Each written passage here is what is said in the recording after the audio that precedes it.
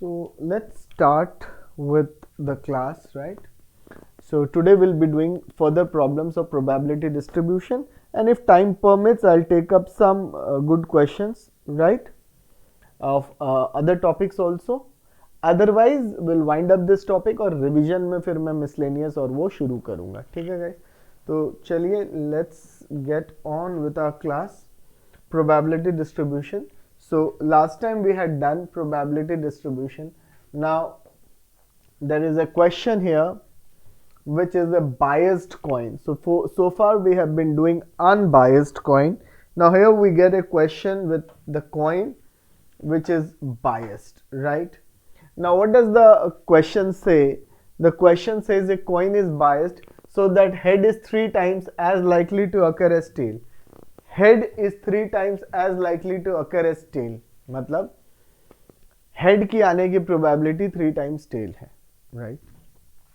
So if the coin is tossed twice, find the distribution of number of tails. Okay. So what is the question? Let probability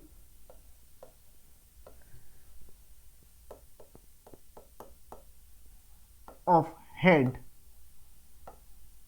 be equal to P.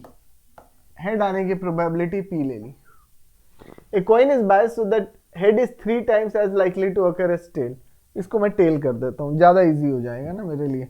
Instead of head, let me do the reference with tail. That will become easy for us. So now therefore probability of head क्या हो जाएगा? Probability of head क्या होगा guys? Probability of head 3p हो जाएगा. Normal होता तो half half आता, दोनों का पी सेम रहता है, 3p है. तो उस केस में भी हम हाफ कैसे निकालते हैं? देखो एक का p लेते हैं तो दूसरे का भी p होता है, तो p प्लस p 1 होना चाहिए, तो p की वैल्यू हाफ आ जाती है.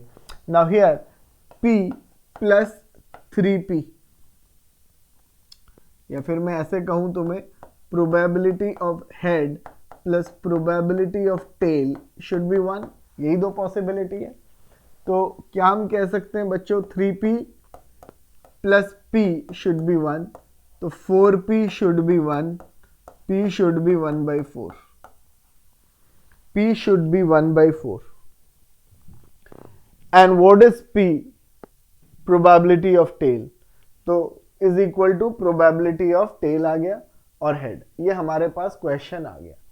कितनी बार कॉइन फेंका? Find the distribution of this tail. So let x be the random variable. Let x be the random variable denoting what? Number of tails. Let x be the random variable denoting number of tails, right? Denoting number of tails, right? X can take values. X can take values.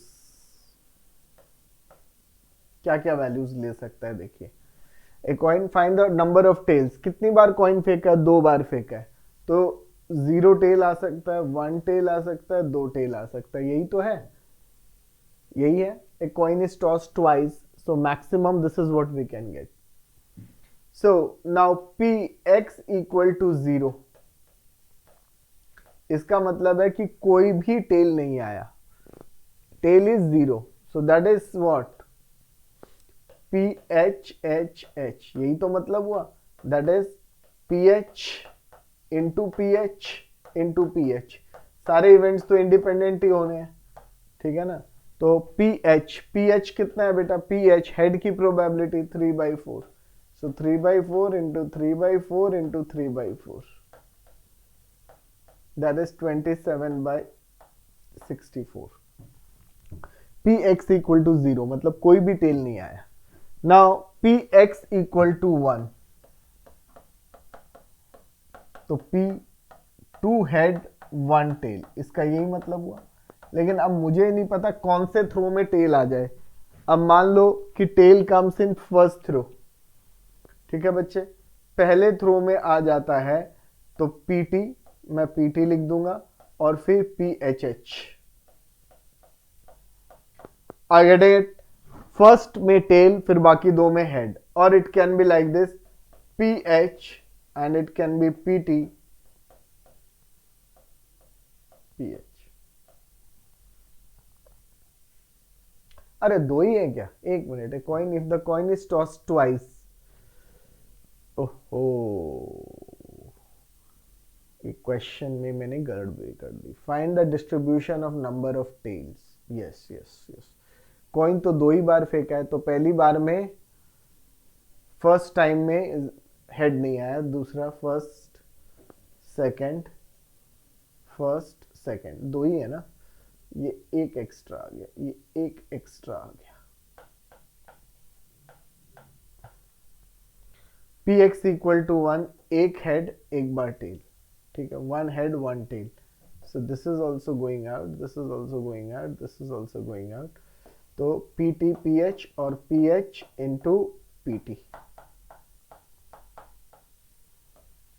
So PT is what? 1 by 4 into 3 by 4 plus 3 by 4 into 1 by 4. So that is 6 by 16.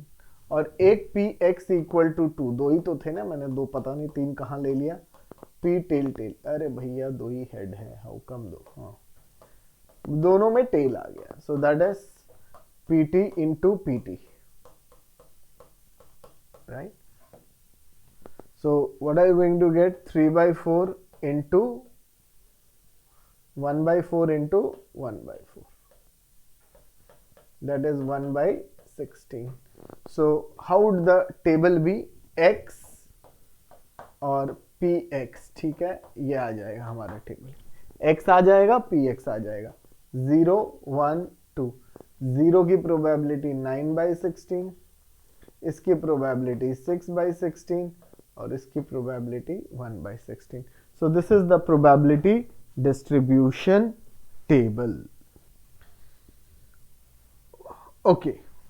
Now this is one of the very good questions of NCERT miscellaneous some time back. अब तो शायद हटा दिया है, पर कभी ये question होता था और मुझे क्वेश्चन बहुत पसंद है. तो इस क्वेश्चन को हमें करना है guys. A die is loaded in such a way that an even number is twice as likely to occur as an odd number. If the die is tossed twice, find the probability distribution of the random variable x representing the number of perfect squares in the two tosses. Okay, now first I just like you to try this question. एक बार इसको try करो, then I'll do this. एक बार तुम लोग try करो जरा. Okay, let's discuss and go ahead with this question. Now a die is loaded in such a way. The question says a die is loaded in such a way that an even number is twice likely to occur. मतलब ये die biased है, unbiased नहीं. क्योंकि अगर ऐसा नहीं होता तो even number आने की probability same होती odd number के, पर यहाँ नहीं है. So let probability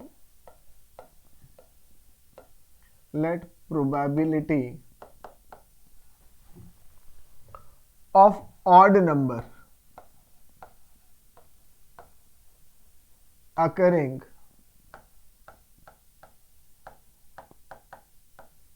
be P. So I've taken that the probability of an odd number be P. So therefore probability of even number कितना हो जाएगा बच्चे? even number की probability will be equal to 2p. That is what the question says, that an odd number is p, then the even number is twice as likely to occur. Now probability of odd plus probability of even should be 1. एक die फेंका, या तो odd number आएगा या even number आएगा. So here you have p and here you have 2p, so that is 1. So 3p is 1, which implies p is 1 by 3. So probability एक odd number की 1 by 3 और even number की ये है. Find the probability distribution of the random variable x representing the number of perfect squares in 2 tosses. So let x be the random variable. ठीक है जी, let x be the random variable denoting what? क्या denote कर रहा है? The number of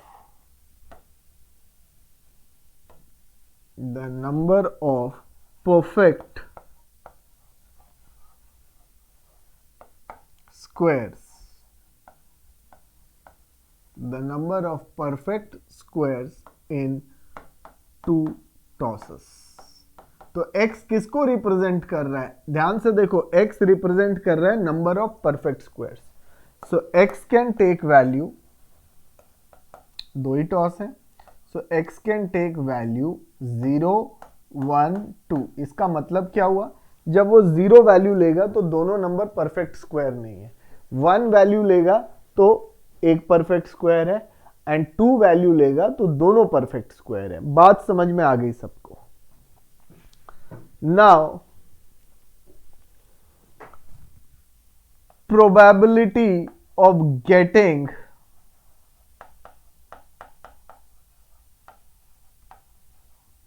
a perfect square.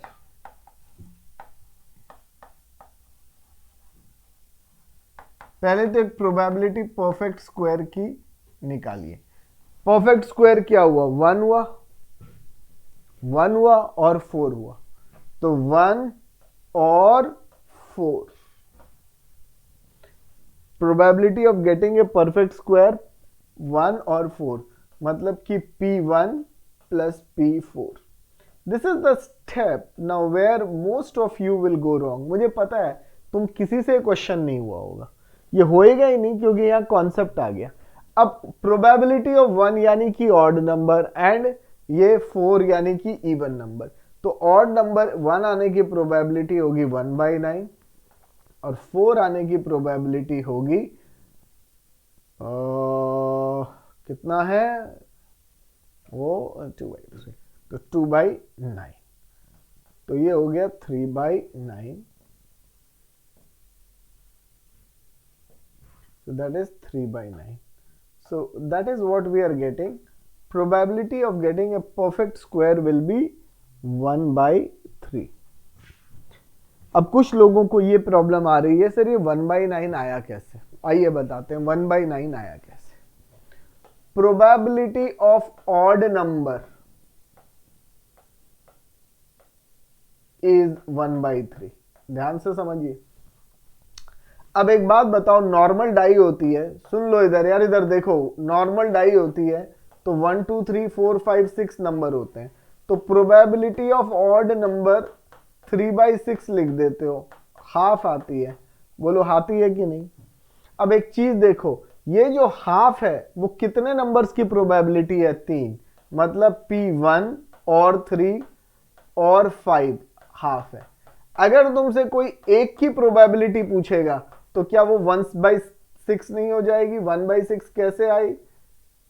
1/3 into half. समझ में आया कैसे हुआ? ये कैसे हुआ मैं बताता हूं.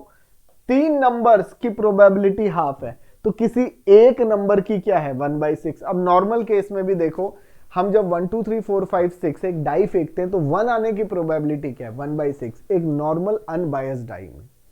अब यहां पे आ जाओ और बात को समझो. मैंने ऑड नंबर 1/9 कैसे निकला?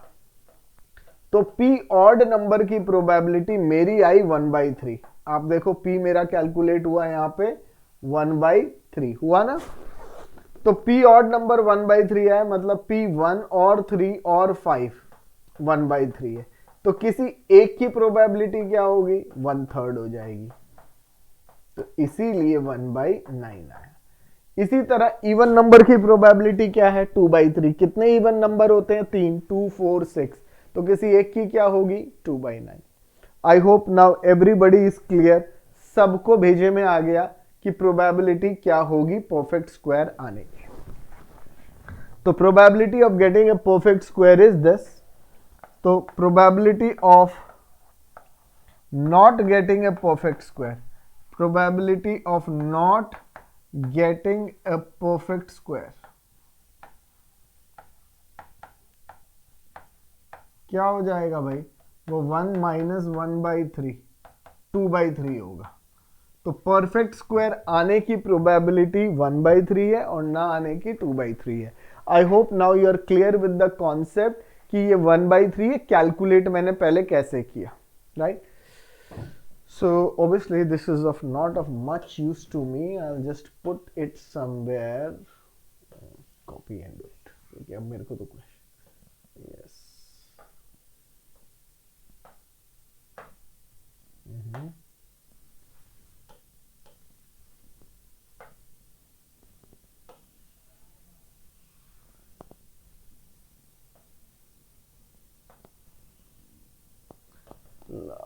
चलिए, okay, so now let us do the probability distribution. Now px equal to 0 मतलब कोई परफेक्ट स्क्वायर नहीं आया, तो नहीं आया मतलब परफेक्ट स्क्वायर नहीं है, 0 कोई भी परफेक्ट स्क्वायर नहीं है, तो नॉन परफेक्ट स्क्वायर है, तो यानी 2/3 इंटू 2/3 दोनों में ऐसे ही हुआ 4/9। देखो px इक्वल टू 1, ध्यान से समझो, परफेक्ट स्क्वायर एक आएगा, तो यहां पे देखो पहले परफेक्ट स्क्वायर आया into non perfect square plus non perfect plus perfect. तुम्हारे लिए एग्जाम में इसको दिखाने की जरूरत नहीं है। सो दैट इज परफेक्ट स्क्वायर आने की 1/3 into 2/3 plus 2/3 into 1/3, so that comes out to be 2 plus 2 4/9 and px equal to 2, दोनों के दोनों परफेक्ट स्क्वायर आ गए, तो यानी कि 1/3 इंटू 1/3 1/9 आ गया, right. So now I can draw my table and show you this.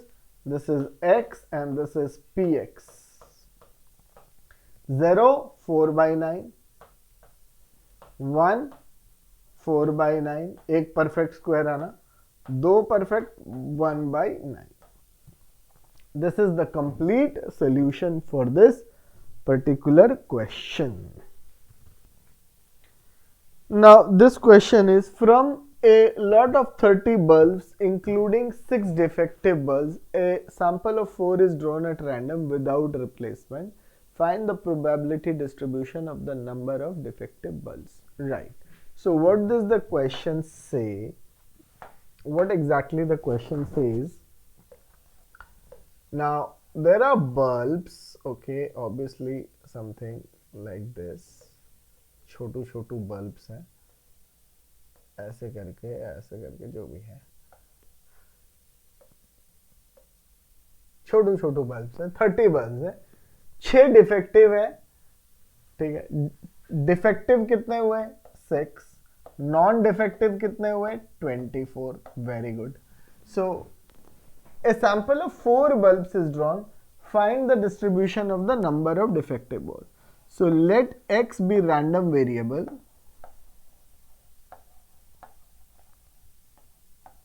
denoting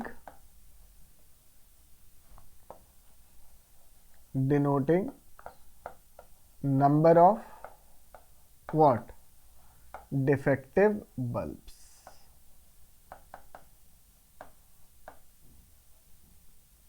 ठीक है, तो x कैन टेक वैल्यू क्या क्या बताओ भाई, कितने बल्ब्स हैं? 4 बल्ब्स हैं ना। x can take value 0 1 2 3 4। आपने 4 बल्ब निकाले, हो सकता है एक भी डिफेक्टिव ना निकले, हो सकता है 1 डिफेक्टिव हो, 2 हो, 3 हो, 4 हो। नाउ px इक्वल टू 0, आपने जो बल्ब लिया वो रिप्लेस नहीं हो रहा बच्चे, रिप्लेस नहीं हो रहा, मतलब कि जो भी बल्ब निकला वो बाहर है, उसके बाद हम उसको रिप्लेस नहीं कर रहे। रिप्लेस करते तो हर बार बल्ब डिफेक्टिव निकालने की और नॉन डिफेक्टिव की भी प्रोबेबिलिटी सेम रहती, इसीलिए मैंने यहाँ पे ना डिफाइन किया कि क्या होगी। वो तब डिफाइन करते हैं जब उनकी प्रोबेबिलिटी सेम रहती है। देखो बेटा प्रीवियस क्वेश्चन, यहां मैंने परफेक्ट और ये इवन नंबर क्यों रखा, क्योंकि हर बार इवन नंबर निकालने की प्रोबेबिलिटी सेम रहेगी, तो हम लोगों ने ऐसे केस बना के किया। लेकिन जब हम रिप्लेस कर देते हैं एक को तो दूसरे निकलेगा, उसकी प्रोबेबिलिटी डिपेंड करती है। अब यहां पे देखो कैसे करेंगे, फेवरेबल अपॉन टोटल, 0 डिफेक्टिव, तो मतलब 6 में से कोई भी डिफेक्टिव नहीं आया, तो सारे के सारे क्या है बताओ, सारे के सारे क्या है 24C4 अपॉन 30C4। मैं कैलकुलेट नहीं करूंगा, वो आप बाद में करना, otherwise main thing is to show you how it comes. This is this. जब मैं Px इक्वल टू 1 लिखूंगा बच्चे, इसका मतलब क्या हुआ, 6 में से एक डिफेक्टिव निकला और बाकी 3 non defective. Px equal to 2 क्या लिखेंगे बच्चे, 6C2, दो डिफेक्टिव और 2 non defective. Px equal to 3, 6C3 into 24C1 upon 30C4 and Px equal to 4 क्या होगा बच्चे, सारे के सारे हमारे डिफेक्टिव निकले, ऑल डिफेक्टिव बल्स, तो what you will get 6C4 upon 30C4। So this finishes your this, तो 0 होगा ये वैल्यू। इसका डिस्ट्रीब्यूशन टेबल आप बना देंगे x और Px लिख के, समझ में आ गया आपको, 0 1 2 3 4, और ये वैल्यू यहां पे आ जाएगी, ये वैल्यू यहां पे आ जाएगी, एंड सो ऑन हो जाएगा, right. So the values will come like that and you can keep putting it, ठीक है। सो 0 1 2 और ये 3 के आगे और ये 4 के आगे वैल्यूज आ जाएंगे। So that is how you will make the table, but in exam you are not going to get such lengthy calculation, they will reduce it, right। 6 7 5 ऐसे करके करके उसमें हमारे को 30 बल्ब्स नहीं देंगे, कम बल्ब्स दे देंगे, ठीक है guys. So had the question been with replacement, had the question been with replacement, then we'll have to make the order, ठीक है ना, हमको फिर केसेस देखने पड़ते हैं। और वैसे फिर P और Q, जैसे मैं बहुत सिंपल इसको तोड़ देता हूं कि मान लेता हूं कि 3 बल्ब निकले थे, क्वेश्चन थोड़ा चेंज कर देता हूं, केस कम बनेंगे, 3 बल्ब्स का होता, तो फिर P क्या होता, डिफेक्टिव बल्ब की प्रोबेबिलिटी कितनी होती, 6/30, 1/5 हो जाती, और डिफेक्टिव ना होने की 4/5। अब Px इक्वल टू 0, मतलब कोई भी डिफेक्टिव नहीं है, तीनों के तीनों नॉन डिफेक्टिव, तो 4/5 इंटू 4/5 इंटू 4/5, ये विथ रिप्लेसमेंट है। अगर होता x1, मतलब मैंने बल्ब 3 कर दिए, 4 में केसेस ज्यादा बन जाएंगे, वो नहीं आ सकता। एक डिफेक्टिव, अब एक डिफेक्टिव का मतलब पहला डिफेक्टिव हुआ फिर नॉन डिफेक्टिव, समझ में आया, इतनी देर पहले हम कर रहे थे केसेस, प्लस पहला नॉन डिफेक्टिव सेकेंड डिफेक्टिव, और it can be plus 4/5 into 4/5 into 1/5, समझ में आ गया। इसी तरह Px इक्वल टू 2 निकल जाता, 2 डिफेक्टिव एक नॉन डिफेक्टिव, और एक Px equal to 3, x equal to 3 तो आपको पता सिंपल ही होता, सारे के सारे डिफेक्टिव, ऐसे हो जाता 1/125, है ना, ये 64/125, ये कितना आ जाता 16 16 16 32/125 आ जाता, और इसमें होता 2 डिफेक्टिव, तो 1/5 इंटू 1/5 इंटू 4/5, किसी भी पोजीशन पे 1/5 इंटू 4/5 इंटू 1/5 आ जाता, प्लस 4/5 इंटू 1/5 इंटू 1/5, तो ये 4 4 4 12 आ जाता, 12 अपॉन ये। I hope now you are clear कि अगर ये डिफेक्टिव आता और रिप्लेसमेंट होता तो कैसे हम इस क्वेश्चन को कर सकते थे। अब इस क्वेश्चन को हम डिस्कस करते हैं। व्हाट डज दिस क्वेश्चन से, 2 numbers are selected at random without replacement from first 6 positive numbers, x denote the larger of the two numbers, find ex नहीं है, फाइंड आपका जो करना है यहाँ ex अब हमारे कोर्स से इस साल कट गया है, इसको मीन बोलते थे, expected value, find probability distribution. Okay, so obviously mean नहीं है पर प्रोबेबिलिटी डिस्ट्रीब्यूशन तो बनाना ही पड़ेगा, उसके बगैर तो मीन भी नहीं निकलता था। नाउ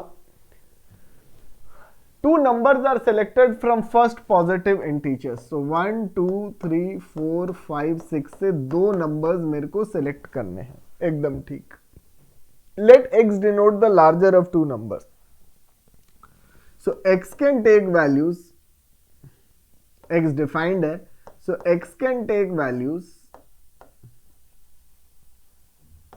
2 3 4 5 6।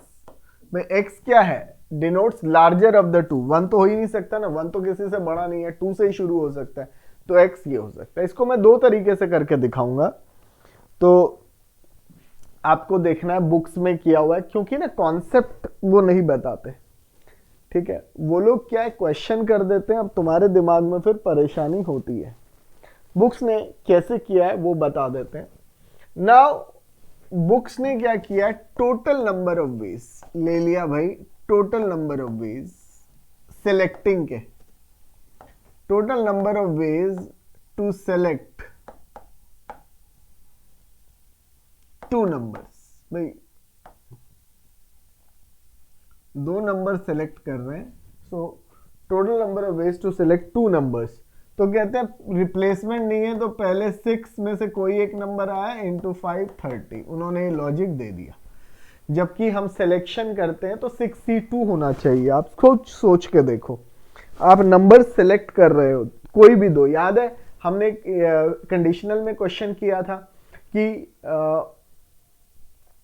11 नंबर्स थे, हमने दो लिया such that their sum is even, तो हमने 11C2 लिया था।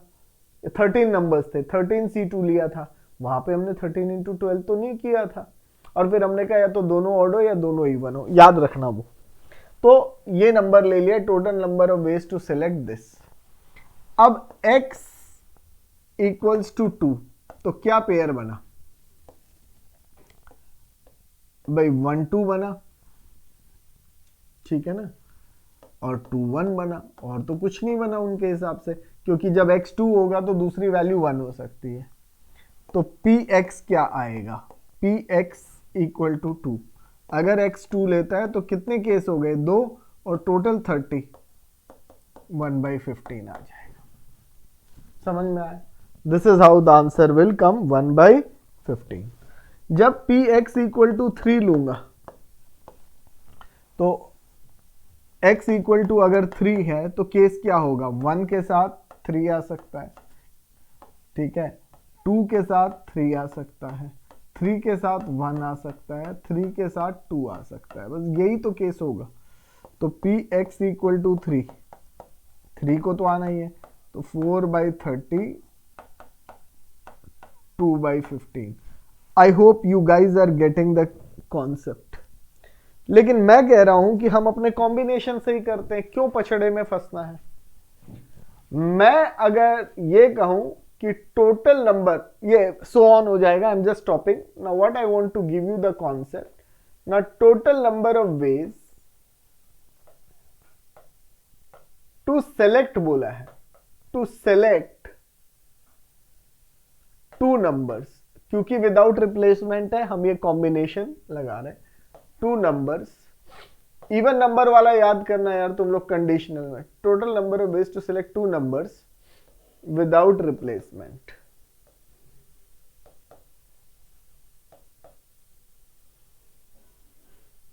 Out of 6 is equal to 6C2 होगा, तो that is 6 into 5 upon 1 into 2, तो 15 होगा। हमारा नंबर ऑफ वेज 15 आएगा। इन्होंने ऑर्डर को लिया, हमने ऑर्डर को नहीं लिया, क्योंकि सिंपल सिलेक्शन है। x रैंडम वेरिएबल है, x can take values 2, so x can take values 2,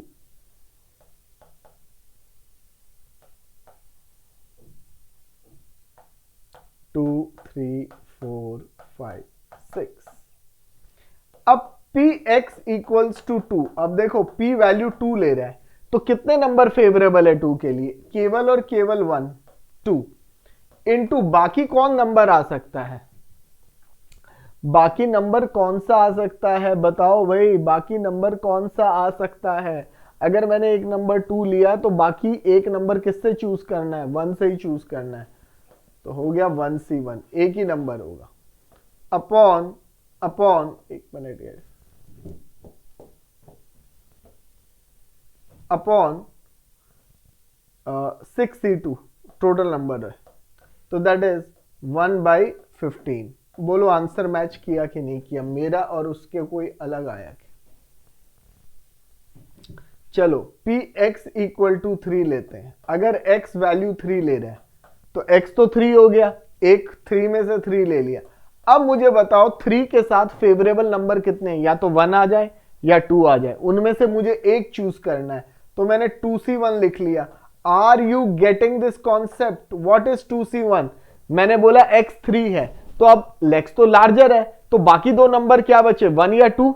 एक ही तो नंबर होगा कोई भी, 2C1 अपॉन, देखते हैं आंसर। सो 2 बाई ये कितना है 15। बोलो आंसर आया कि नहीं? और उधर केसेस बनाते बनाते मर जाओगे, मर जाओगे। देखो अभी मैं बता रहा हूं। अब पी एक्स इक्वल टू 4, समझो यहां x की वैल्यू 4 है, तो 4 तो एक ही नंबर है, 4 के साथ उससे 3 छोटे नंबर कोई भी आ जाएंगे। बोलो कौन कौन से हैं? बोलो 1 है, 2 है, 3 है, कोई भी एक नंबर ले लो। 3C1, 3 बाई ये 6C2 कितना था 15, 1/5। समझ में आया? पी एक्स इक्वल टू 4, 1/5 आ जाएगा। आई बात समझ में? और सुनो, जो किताबों में ऐसे किया है इसके जरा केस बना के देखो, फिर तुमको सबके सिंगल केस बना के उल्टे करने पड़ेंगे। मतलब 1 के साथ 3, अब केस क्या बनेगा? 1 के साथ 3 बनेगा, 1 के साथ 4, 1 के साथ 2 के साथ 4 और 3 के साथ 4, यही बनेगा ना बस। तो इसके डबल कर देना केस, डबल कर दोगे तो आएगा 6/15, या क्या आएगा 1 4 2 4 3 4 आ जाएगा। और कोई केस बचा 1, कोई हाँ 1, तो इसके उल्टे केसेस अगर आप करोगे तो 6 केस होंगे, 6/30 आएगा, सॉरी 6/30 आएगा ना। इसके डबल करेंगे 1/5 आ जाएगा। Are you getting it? So now what is P X equal to 5 बच्चा? ये सिंपल है जो मैं कर रहा हूं, 1C1। क्यों? एक तो वैल्यू 5 है, बाकी वैल्यूज क्या हो सकती हैं? 4 में से 1 2 3 4 में से कोई भी। सो 4C1 अपॉन 6C2, 4C1 4 है, 4/15 हो जाएगा। और इसी तरह पी एक्स इक्वल टू 6, अगर x को मैं 6 लूंगा, अगेन फेवरेबल 6 में से 6 चूज करने का एक ही तरीका है। अब उसके नीचे कितनी वैल्यू है? 5, 5 में से कोई भी एक, 6C2, तो 5/15 आ जाएगा, 1/3, सॉरी 1/3 आएगा। चेक कर लो गाइस, समझ में आ गया होगा। I hope you have understood the method. So why I am using the second method? Why go away? हम जब सिलेक्शन में कॉम्बिनेशन यूज करते हैं सब में, तो एक पर्टिकुलर क्वेश्चन को हम ऐसे करें, I don't think that is advisable. Rest you have the choice, I have given you both methods. So this question is, a box contains 16 balls out of which 25% are defective. तो अगर हम इसमें देखें total balls कितनी है बच्चों?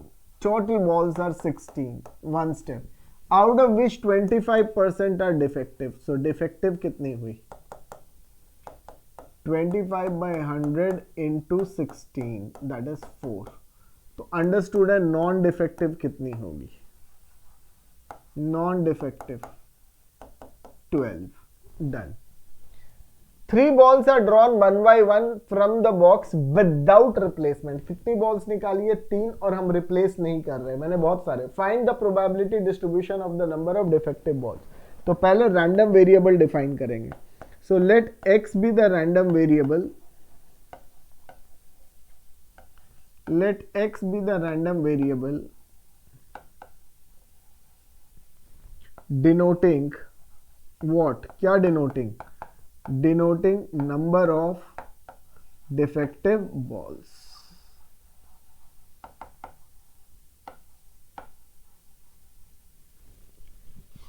ठीक है, x can take value, x can take value, numbers denote कर रहा है, तो x कैन टेक वैल्यू 0 1 2 3 क्योंकि डिफेक्टिव है।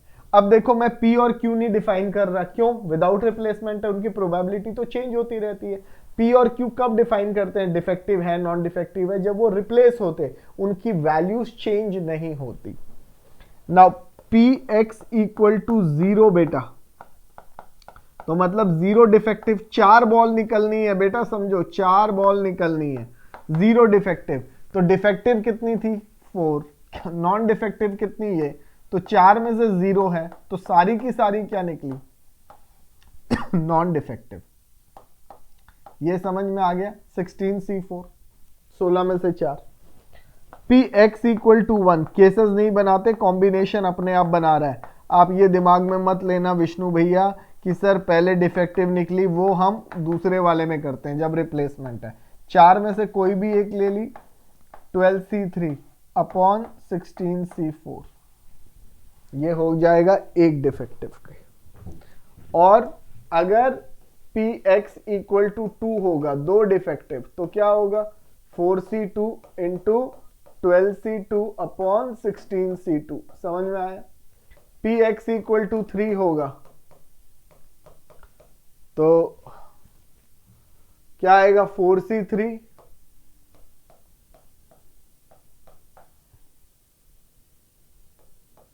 अरे नीचे ये एक 16C, कितनी बॉल निकाली है, अरे तो देखने दो, 3 बॉल्स आर ड्रॉन, तो मैं यहाँ पे 4 क्यों लिखे जा रहा हूँ, 4 क्यों लिखे जा रहा हूँ, 4 क्यों लिखे जा रहा हूँ, तब से मैं 4 क्यों लिखे जा रहा हूँ भाई, 2 बॉल, ये 3 है, ये भी 1 हो जाएगा और ये 3 हो जाएगा, बस इंटू 12C0 अपॉन 16C3, ये प्रोबेबिलिटीज आ जाएंगी। ये आई टुक इट 4, तो 3 बॉल्स ही ड्रॉन है। Is it clear. अब अगर क्वेश्चन है विथ रिप्लेसमेंट, ये तो विदाउट है, कह रहा है ना what would be the answer if the balls are drawn with replacement, तो उसमें क्या होगा, विथ रिप्लेसमेंट में क्या होगा, उसमें मैं लिखूंगा प्रोबेबिलिटी ऑफ डिफेक्टिव बॉल,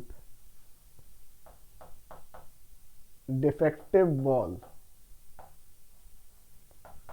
कितना होगा 4/16 हो जाएगा, क्यों 4/16, 4 डिफेक्टिव है out of 16, so probability of non defective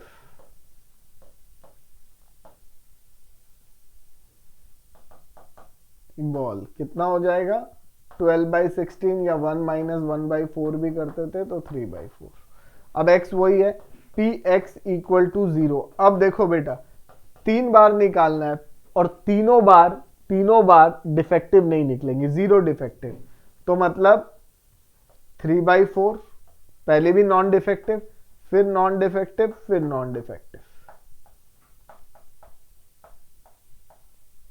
independent event है, मैं कॉम्बिनेशन नहीं लगा रहा इधर, वो वाला जो फेवरेबल। px इक्वल टू 1 समझो, अब x इक्वल टू 1 क्या है, पहला डिफेक्टिव हो गया, फिर नॉन डिफेक्टिव, एक ही बार डिफेक्टिव दिखेगा, इट कैन बी पहले नॉन डिफेक्टिव फिर सेकेंड टाइम में डिफेक्टिव आ जाए, एंड इट कैन बी कि लास्ट में डिफेक्टिव है, तो ये आ जाएगा, कितना आ जाएगा ये, कम ऑन, यस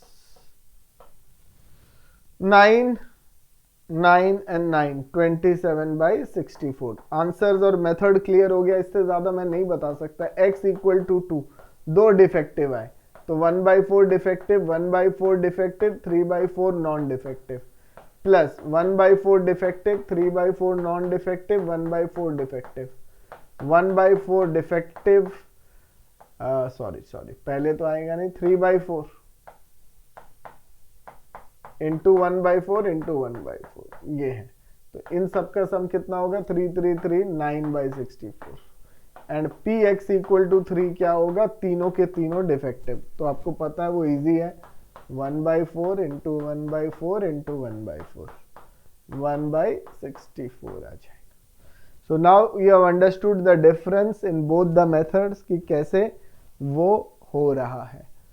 ठीक है, आई होप सबको क्लियर हो गया, किसी को डाउट होना नहीं चाहिए। क्रिस्टल क्लियर कर दिया दोनों मेथड, इससे ज्यादा मैं कुछ और नहीं कर सकता। Right guys, so what does this question say? A class has, now see this is a new question, a class has 15 ages, sorry 15 students, 15 ages तो 15 है, 15 students whose ages are so and so।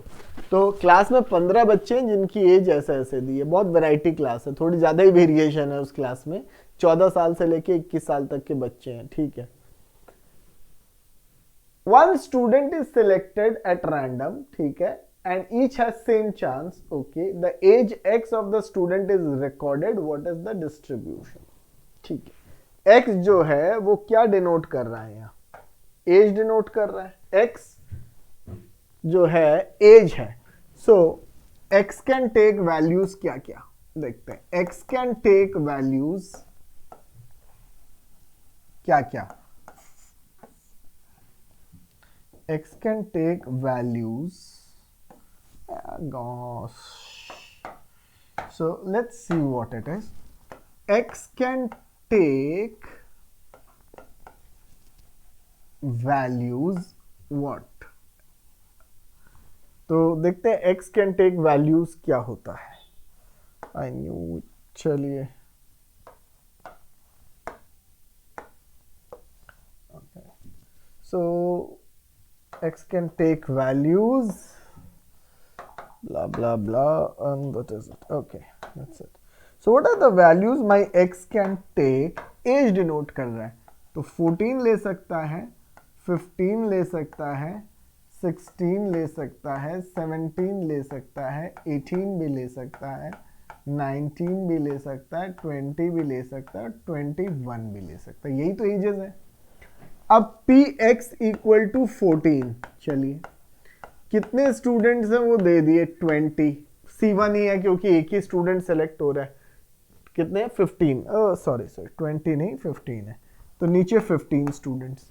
14 कितनी बार आ रहा है, 1 2 दो बार ही आ रहा है, तो 2/15 हो गया। px इक्वल्स टू 15, कितनी बार एज 15 हो, टोटल तो 15 बच्चे हैं, 15 कितनी बार है 1।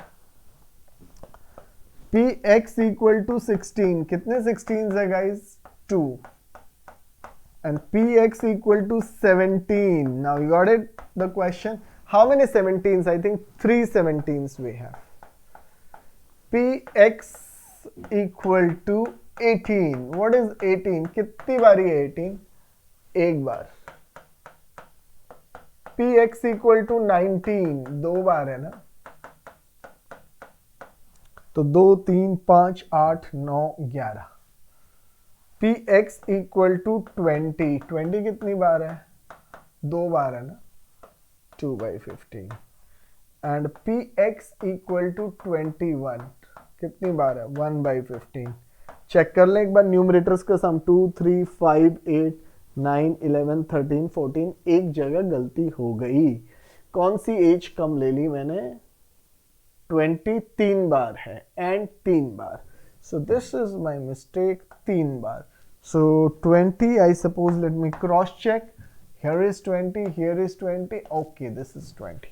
so these are the values and same you can represent in a table। table में कैसे represent करेंगे आपको पता है, x और px ऐसे लगा के, तो x क्या है 14 15 16 17 18 19 20 21 ऐसे आ जाएगा, और इसके करस्पॉन्डिंगली इनकी probabilities that you can see.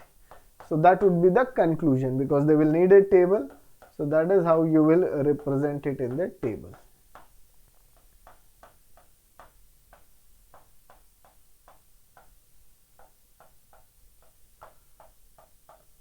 Fine enough.